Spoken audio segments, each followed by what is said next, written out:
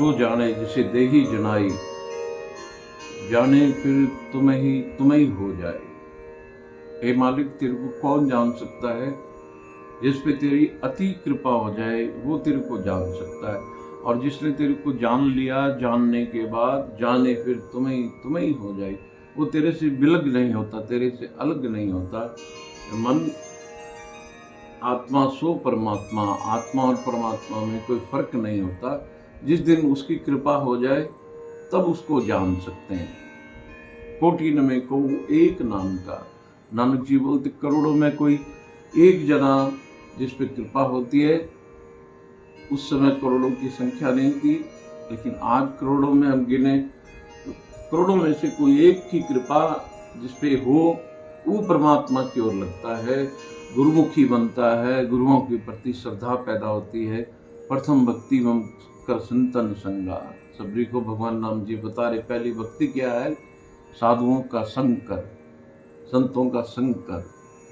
वहाँ जाएगा तो हम जैसे वहाँ जाते हैं तो वहाँ हमारे विचार, वहाँ का जो वातावरण है वो अपने आप हमें परमात्मा की ओर जोड़ने के लिए राजी हो जाता है, हमारी अनुकूलता बन जाती है। तो सबसे पहली कोशिश तो करनी चाहिए कि हम परमात्मा से जुड़े। उसके लिए चलते फिरते उठते बैठते उसका चिंतन रहे, भगवताकार चिंतन बना रहे। हे मालिक, मेरे पे कृपा कर कि मैं आपको जान सकूं, आपके प्रति मेरी श्रद्धा पैदा हो। भगवान आपको एक होता, भगवान को मानना और एक होता भगवान को जानना। इतना ही बहुत है। अगर मन ही मन में आपने भगवान को जानने की जरूरत नहीं, सिर्फ मान ही लिया, उसी दिन हमारी भक्ति में बरकत पड़ने लग जाती है, भक्ति उठने लग जाती है। और संसार में तीन तरह के लोग होते हैं। एक तो बोलते खाओ पियो मौज करो, किसने भगवान को देखा। दूसरे लोग जो बोलते हैं अभी नहीं, भगवान का नाम बूढ़े हो जाएंगे तब लेंगे। और तीसरे लोग होते हैं जो बोलते हैं पहले मेरा राम, पहले मेरा भगवान, फिर कोई काम। तो पहले लोग जो बोलते हैं, गुरु लोग, संत लोग, शास्त्र क्या बोलते हैं, जो लोग बोलते हैं खाओ पियो मौज करो, उन्होंने पूर्व जन्म का जो पुण्य कर्म है वो उतनी देर तो चाहे भगवान को गालियां निकालते रहें, चाहे ना माने, लेकिन वो क्या करेंगे? जो बोलते हैं खाओ पियो मौज करो, ये हमारी अंदर की मन की ये विकृति है। जो बोलते हैं खाओ पियो मौज करो, वो ये भूल जाते हैं कि एक ना एक दिन, एक पल लगेगा कब शरीर छूट जाएगा। और पहली बात, जिसको मौत याद है उसको भगवान याद है, मौत के बिना परमात्मा याद नहीं रहता। तो जो बोलते खाओ पियो मौज करो, वो इस जन्म में तो अपने पुण्य का फल लेते हुए क्या करते हैं? अपना जीवन यापन कर लेते हैं। लेकिन गुरु लोग फरमाते हैं, गुरु लोग बताते हैं कि उसके बाद में जब उनका शरीर छूट जाता है तो फिर वो कंदी कोई निम्न योनियों में, नीच योनियों में गिरते हैं। कोई कुत्ता, बिल्ला, भेड़, बकरी, पेड़ पौधा बन के अपना जीवन उनको नरक में फिर से गमन करते हैं।